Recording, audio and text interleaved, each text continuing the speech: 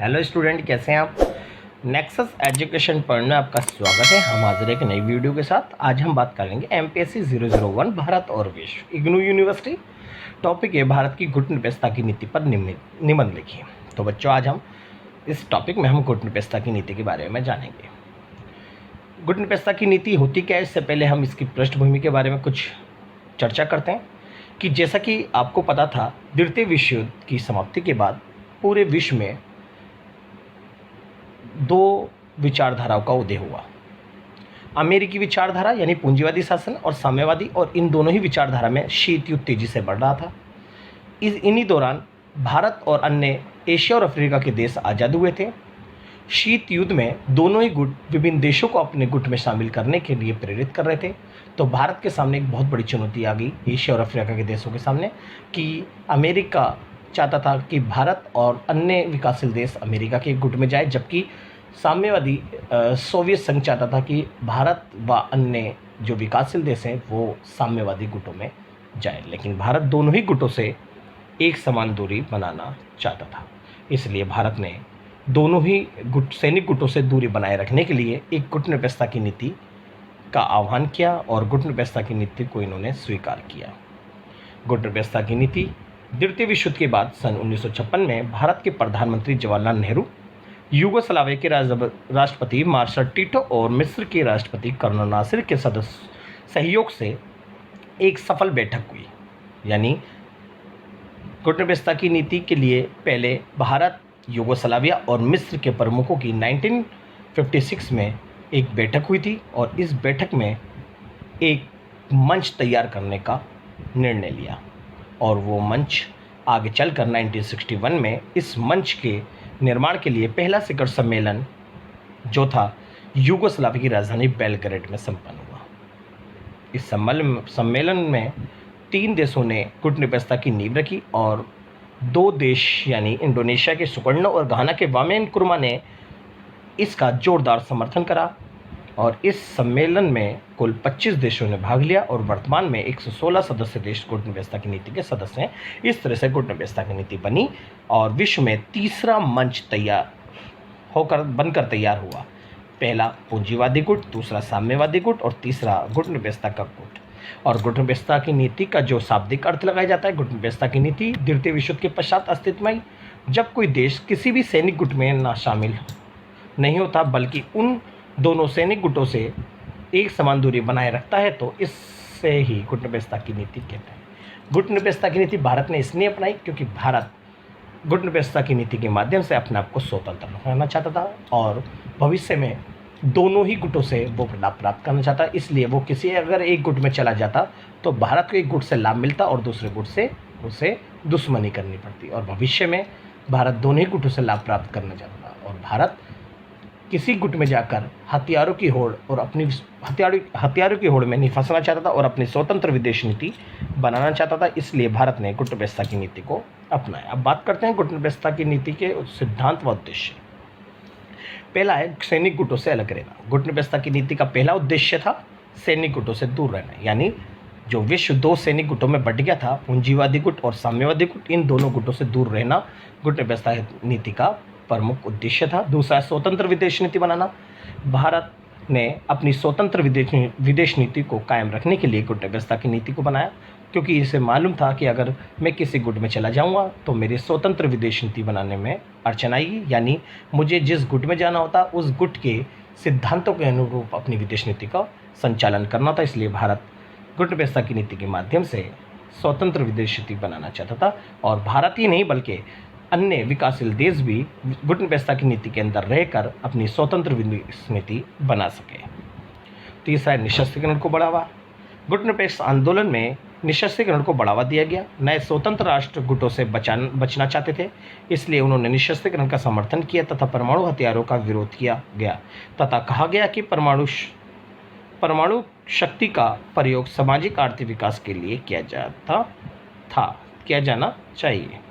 अब है हमारा अंतर्राष्ट्रीय सहयोग को बढ़ावा देना। गुटनिरपेक्षता आंदोलन में विभिन्न राष्ट्रों के मध्य सहयोग और पूर्ण संबंधों को विकास किया गया और अंतर्राष्ट्रीय सहयोग को बढ़ावा देने की बात की गई। और नेक्स्ट है विवादों का शांतिपूर्ण समाधान। गुटनिरपेक्षता की नीति के माध्यम से विभिन्न सैनिक गुटों के बीच संघर्ष की स्थिति को दूर करने का प्रयास किया गया, जिससे अंतर्राष्ट्रीय शांति और सुरक्षा का वातावरण स्थापित हो सके। और नेक्स्ट है मानव अधिकारों को बढ़ावा देना। इस नीति के मुद्दों पर रोक लगाने के लिए अंतर्राष्ट्रीय विवादों को आपसी बातचीत के माध्यम से सुलझाने का प्रयत्न किया गया, जिससे कि युद्धों की संभावना कम हो सके। और गुटनिरपेक्षता की नीति ने संपूर्ण विवादों को आपसी बातचीत के द्वारा दूर किया गया। मानवाधिकार को बढ़ावा। गुटनिरपेक्ष आंदोलन के माध्यम से मानवाधिकारों को बढ़ावा दिया गया। इस प्रकार गुटनिरपेक्ष आंदोलन ने जहां एक और विश्व शांति को बढ़ावा दिया, वहीं दूसरी ओर पिछड़े और विकासशील देशों के बीच आपसी सहयोग भी उत्पन्न किया। और है विश्व शांति की स्थापना। गुटनिरपेक्षता की नीति के माध्यम से विश्व में विश्व शांति को बढ़ावा देने का आह्वान किया, और इन्होंने दोनों शीत युद्ध चल रहे शीत युद्ध के प्रभाव को कम करने में अपनी अहम भूमिका निभाई, यानी शीत युद्ध का अंत किया। तो इसके साथ ही ये हमारे उद्देश्य थे। अब हम बात करना चाहते हैं थोड़ा गुटनिरपेक्षता की प्रासंगिकता यानी महत्व के बारे में। पहला है वर्चस्व तंत्र के बढ़ते प्रभाव को रोकना। जी, जो गुटनिरपेक्षता की नीति था, इसका पहला उद्देश्य था जो अमेरिका का जो वर्चस्व तंत्र था, यानी शीत युद्ध की समाप्ति के पश्चात अमेरिका के बढ़ते प्रभाव को रोकने के लिए गुटनिरपेक्ष आंदोलन की भूमिका महत्वपूर्ण रही। क्योंकि शीत युद्ध की समाप्ति के पश्चात अनेक लोगों का मत है कि गुटनिरपेक्ष आंदोलन आज प्रासंगिकता हो चुका है, जबकि कुछ विचारकों का मानना है कि इसका महत्व आज भी है। और गुटनिरपेक्षता के माध्यम से अमेरिका के बढ़ते हुए प्रभाव को रोकने में मदद मिली।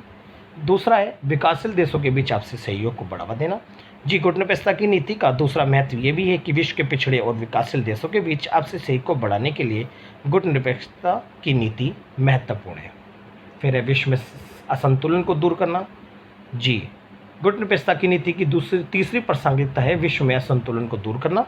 पिछड़े और विकसित देशों के बीच जो असंतुलन को दूर करने के लिए गुटनिरपेक्षता की नीति महत्वपूर्ण है, क्योंकि आज तुम्हें पता ही है गरीब देश यानी पिछड़े देश और विकसित देश दोनों में इतनी असमानता है। इस असमानता को दूर करने का दायित्व केवल गुटनिरपेक्षता को दिया गया है। फिर है निर्धन देशों की स्वतंत्रता की रक्षा। जी, गुटनिरपेक्षता की नीति की चौथी प्रासंगिकता है निर्धन देशों की स्वतंत्रता की रक्षा करना। पिछड़े और निर्धन देशों की स्वतंत्रता के लिए गुटनिरपेक्ष आंदोलन महत्वपूर्ण है। इसलिए निर्धन देशों, जो भी देश आज़ाद होते हैं, अगर अपने आप को स्वतंत्र रखना चाहते हैं, वो गुटनिरपेक्षता की नीति के सदस्य बने, और उन्होंने अपने आप की स्वतंत्रता को भी कायम रखा। फिर आतंकवादी गतिविधियों के विरुद्ध, क्योंकि गुटनिरपेक्षता की नीति के माध्यम से आतंकवादी गतिविधियों को बढ़ावा मिला था। इस आतंकवादी गतिविधियों का खात्मा करने के लिए आज वर्तमान में गुटनिरपेक्षता की नीति आवश्यक है। और गुटनिरपेक्षता की नीति के माध्यम से जो विकासशील देश हैं, वो इस मंच के माध्यम से अंतर्राष्ट्रीय स्तर पर आतंकवाद का घोर विरोध करते हैं। तो यह गुटनिरपेक्षता की नीति की प्रासंगिकता थी। अब बात करते हैं गुटनिरपेक्षता की नीति की उपलब्धियों के बारे में कि गुटनिरपेक्षता की उपलब्धि क्या है। पहला है गुटनिरपेक्षता को दोनों गुटों से मान्यता। जी, गुटनिरपेक्षता ने सबसे पहली उपलब्धि हासिल करी कि जो शीत युद्ध के दौरान दो गुट थे, अमेरिकी और साम्यवादी देश यानी अमेरिका और सोवियत संघ, उन दोनों ने ही गुटनिरपेक्षता की नीति को मान्यता दी, और गुटनिरपेक्षता की ये सबसे बड़ी उपलब्धि है। विश्व राजनीति में संघर्ष को टालना। जी, गुटनिरपेक्षता की दूसरी उपलब्धि, इसके कारण कुछ संकट टल गए। इसमें दोनों गुटों की योजनाओं के विपरीत बहुत से देशों में राष्ट्र समाज को पूरी तरह से दो हिस्सों में बांटने से रोक दिया, जिसे दोनों गुटों के बीच सीधी टक्कर रोकने में निश्चय ही सफलता मिली। यानी यहाँ पर जो विश्व राजनीति में जो संघर्ष था आने वाला तीसरा विश्व युद्ध का, और शीत युद्ध के प्रभाव को रोकने में गुटनिरपेक्षता की नीति की बहुत महत्वपूर्ण भूमिका रही। अब हथियारों की होड़ को बढ़ने से रोकना। जी, गुटनिरपेक्ष देश दोनों शक्तियों के मध्य सद्भावना हेतु और संपर्क के माध्यम का काम करने को तैयार थे, जिससे दोनों की गलतफहमियों दूर करने में सहायता मिली। गुटनिरपेक्षता की नीति माध्यम ने जो दोनों ही गुटों में जो हथियारों की होड़ थी उसको रोका, और भारत ने अंतर्राष्ट्रीय स्तर पर गुटनिरपेक्षता की नीति के माध्यम से अस्त्र शस्त्रों की रोक या निशस्त्रीकरण को बढ़ावा दिया। फिर शीत युद्ध के सिद्धांत को स्थिति में लाना। जी, शीत युद्ध के सिद्धांत अपर्याप्त तनाव तनाव से तिल्य की स्थिति में लाने का गुटनिरपेक्षता की नीति का उद्देश्य था। और वो चाहते थे कि शीत युद्ध जो है अपने सिद्धांतों में आए, और ये जो सिद्धांत था शांतिपूर्ण आपसी बातचीत के द्वारा युद्ध था, ये कोई अस्त्र शस्त्रों वाला युद्ध ना बन जाए, इसलिए शीत युद्ध को सिद्धांतों में ही रखना इसका परम उद्देश्य था। फिर है स्वतंत्र वातावरण का निर्माण करना। गुटनिरपेक्षता की नीति का परम उद्देश्य स्वतंत्रता का वातावरण उपलब्ध कराना। नवोदित कमजोर राष्ट्रों को महाशक्तियों के चुंगल से निकालकर उन्हें स्वतंत्रता के वातावरण में अपना अस्तित्व बनाए रखने का अवसर प्रदान किया।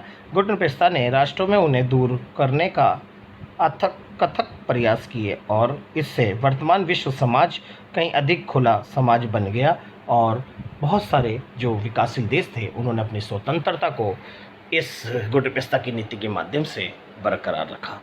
तो ये था हमारा गुटनिरपेक्षता की नीति की उपलब्धि, उद्देश्य और इसके जो प्रासंगिकता थी यानी महत्व, उसके बारे में बात करी। तो इसको आप बहुत अच्छे से तैयारी कर लीजिएगा, गुटनिरपेक्षता की नीति के बारे में था। अगर आपको हमारी वीडियो अच्छी लगी हो तो हमारे चैनल को सब्सक्राइब करें, लाइक कमेंट शेयर करना ना भूलें।